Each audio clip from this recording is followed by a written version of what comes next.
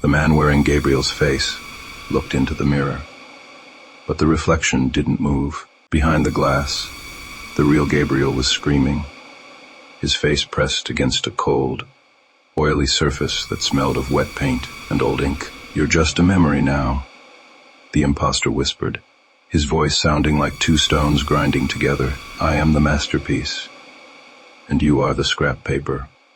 The real Gabriel watched in horror as his own hand, now made of flat charcoal and gray light, began to fade into the white void of the canvas. He had to find a way out before the ink dried for good. Inside the world of the unfinished Muse, there was no sun, only the pale glow of a canvas that never ended. Gabriel wandered through a distorted version of Blackwood Falls, where the buildings were made of thick brushstrokes, and the sky was a smear of emerald green. He felt flat, his body lacking the weight of bone and blood. Every time he moved, he heard the faint sound of paper tearing, sound of paper crinkling. He reached into his pocket and felt a cold, heavy weight. What he was.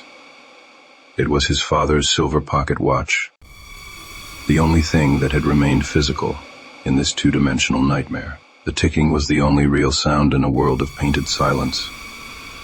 He realized the watch was a compass, its needle vibrating whenever he moved toward a wet part of the painting.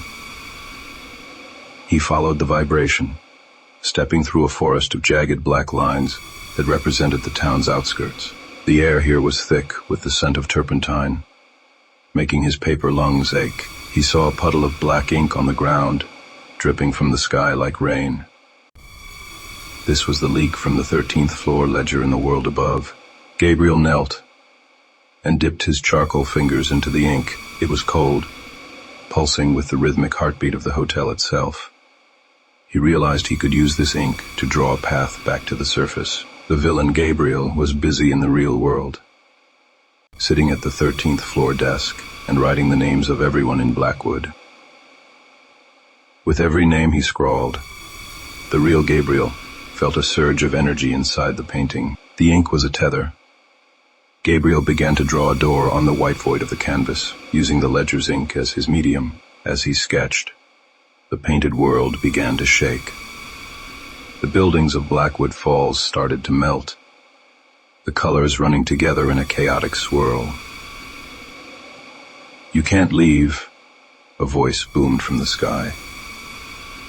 It was the artist, Julian Vane, or what was left of him. A giant, spectral brush descended from the clouds, trying to paint over Gabriel's door with layers of thick, suffocating gray. Gabriel held the pocket watch high, its silver surface reflecting the light of the real world. The light acted like a laser, cutting through the wet paint. He realized the watch wasn't just a memento, it was an anchor to reality. He threw the watch at the center of the door he had drawn. The silver metal cracked the two-dimensional plane like a stone through a window. For a split second, he saw the 13th floor hallway through the hole. He lunged forward, his paper-thin body stretching, as he tried to squeeze through the gap between art and life. Gabriel tumbled out of the air and hit the purple carpet of the 13th floor. He wasn't fully human yet. He looked like a living sketch, his edges blurred and his skin the color of a pencil drawing. The villain Gabriel stood at the desk, the parchment face flickering over his stolen features. The imposter looked at the real Gabriel and laughed, a sound that echoed through the entire hotel. "You are unfinished," the villain mocked, raising a quill made of human bone. "I am the final draft." The villain began to write Gabriel's name into the ledger with a frantic speed. Every stroke of the pen felt like a knife, cutting into Gabriel's spirit. Gabriel scrambled toward the desk, but the hallway began to warp, stretching the distance between them.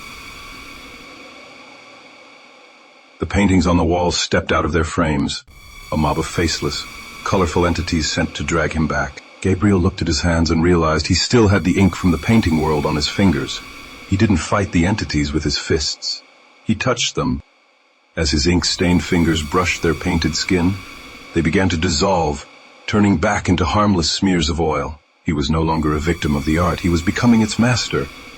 He realized the only way to win was to take the pen.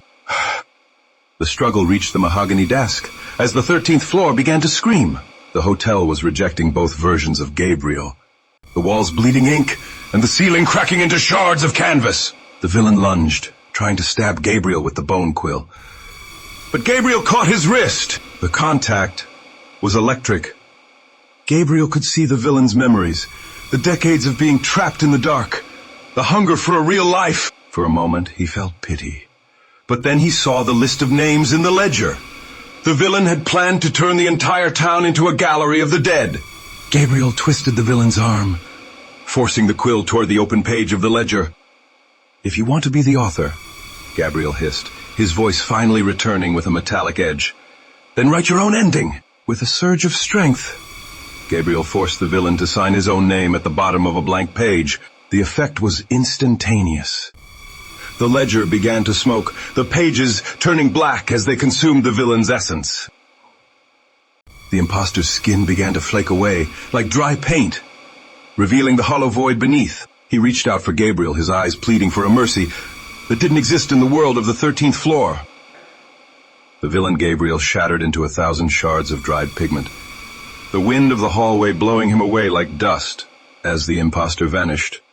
The real Gabriel felt a violent transformation. The ink from his fingers began to sink into his veins, turning from black to a deep, healthy red. His paper, thin skin thickened, becoming warm and porous. The silver pocket watch, still lying on the floor, began to glow with a blinding white light. It was pulling the stray fragments of Gabriel's soul back together. He collapsed to the floor, his heart slamming against his ribs like a trapped bird. The pain was unbearable as his bones solidified, and his lungs filled with real oxygen for the first time in weeks. But as his humanity returned, something else came with it. He could hear the thoughts of every guest in the hotel. He could see the lines of the building, the structural points where reality was thin. He wasn't just Gabriel anymore. He was the bridge between the world of the seen and the unseen. He reached out and touched the stone wall, and it turned transparent at his command. He had reclaimed his life, but he had traded his normalcy for a power that terrified him. The 13th floor began to fade away, the purple carpet and the mahogany desk dissolving into the gray mist of the elevator shaft. Gabriel stood in the center of the collapsing floor, holding the ledger. He knew that if he left it here, someone else would find it and the cycle would begin again. He placed his hand on the cover and willed his new power into the leather. The book didn't burn, it changed. The names of the dead vanished, replaced by empty white pages. He had erased the destiny of Blackwood Falls. Elevator doors opened, and the manager stood there, looking confused and dazed. He didn't see the 13th floor. He only saw Gabriel standing in an empty elevator. Gabriel stepped inside, and the numbers on the display shifted back to 12. As the lift descended, Gabriel looked at his reflection in the gold-plated walls. He looked like the man he used to be, but his eyes were different. They held the depth of an infinite canvas, shifting colors like oil on water. He felt the weight of the pocket watch in his pocket, now warm and pulsing. He was back in the world of the living, but he was no longer a resident. He was the watcher of the boundaries. Gabriel walked out of the Blackwood Grand Hotel and into the cool morning air. The town looked the same, but to his eyes, it was a masterpiece of vibrant energy. He could see the silver threads of life, connecting the people on the